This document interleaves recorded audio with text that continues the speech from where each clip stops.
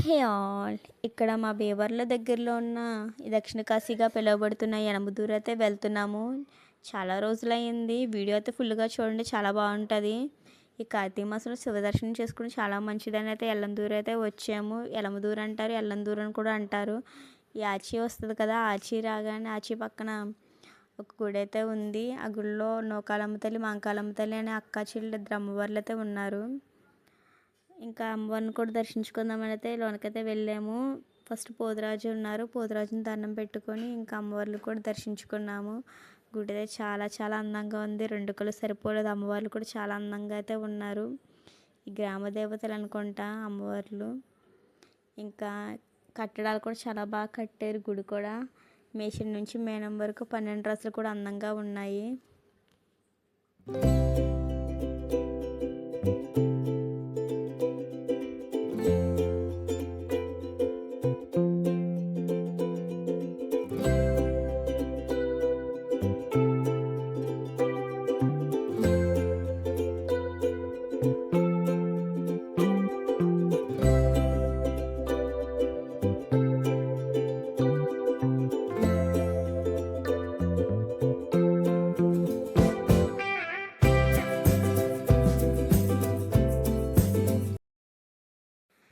ఇంక ఈ గుడి బయట నుంచి ఇలా వచ్చాక ఇక్కడి నుంచి ఇలా లోనకి వెళ్ళాలన్నమాట.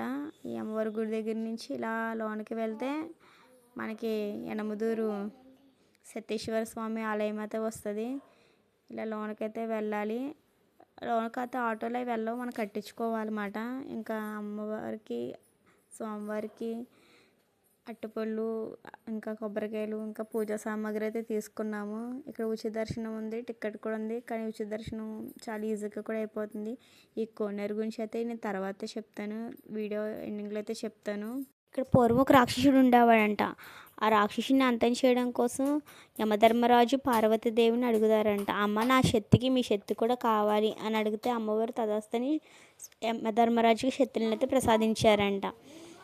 యమధర్మరాజు ఆ రాక్షసుని అయితే అంతం చేశారంట. అప్పుడు యమధర్మరాజు ఒక వరం కోరారంట, అమ్మ ఇక్కడ మీరు ఉండాలని చెప్పి. అప్పుడు పార్వతీదేవి తలకిందులుగా తపస్సు చేస్తున్న పరమశివుని తీసుకొని, ఇంకా ఒళ్ళో పాలు తాగుతున్న సుబ్రహ్మణ్య స్వామిని తీసుకుని ఇక్కడైతే వెలిసారంట. ఇక్కడ స్వామివారిని శ్రీ పార్వతీ సమేత సిద్ధేశ్వర స్వామిగా, కుమార సుబ్రహ్మణ్య స్వామిగా అయితే ఈ ముగ్గురు అయితే ఇక్కడ వెలిసారు. ఇంక ఇక్కడ గుడి ఎదురుగా ఉన్న కోనేరు కూడా అమ్మవారి చేతిని సృష్టించారంట. ఈ కోనేటి నీటితోనే స్వామివారికి నైవేద్యం అయితే ఉడుకుతుందని, ఈ కోనేటితోనే రోజు స్వామివారికి నైవేద్యం అయితే వండుతారు. ఈ విధంగా అయితే స్థల పురాణం అయితే చెబుతుంది. అనారోగ్యంగా ఉన్నవాళ్ళు, పెళ్లి కాలేనోళ్ళు, రుణబాధలు ఉన్నవాళ్ళు, పిల్లలు పుట్టలేనోళ్ళు, ఇంకా రాహుకేతు దోషాలు ఉన్నవాళ్ళు ఈ స్వామివారిని అయితే ఎక్కువగా దర్శించుకుంటారు.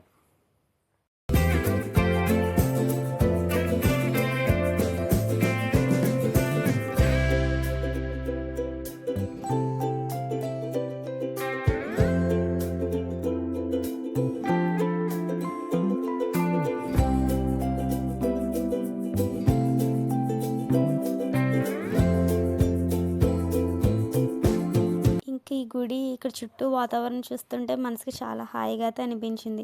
ఇప్పుడైతే అర్థమైంది దేవుళ్ళు ఎందుకు అడవుల్లో, కొండల్లో, పొలాల్లో ఎందుకు వెలుస్తారని. ఇంకా పైన అయ్యప్ప స్వామి ఉన్నారు, అయ్యప్ప స్వామిని కూడా దర్శించుకున్నాము. ఇంకా ప్రసాదం అయితే తీసుకున్నాము, లడ్డూ ప్రసాదం తీసుకొని ఇంకా భీమవరం అయితే ఇంటికైతే వెళ్ళిపోయాము.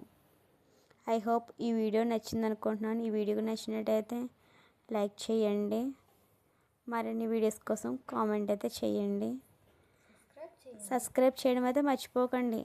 వీడియోస్ చూస్తున్నారు కానీ సబ్స్క్రైబ్ కూడా చేయండి. మీరు చేసే సబ్స్క్రైబ్ మాకెంతో సపోర్ట్గా అయితే ఉంటుంది. Thank you for watching.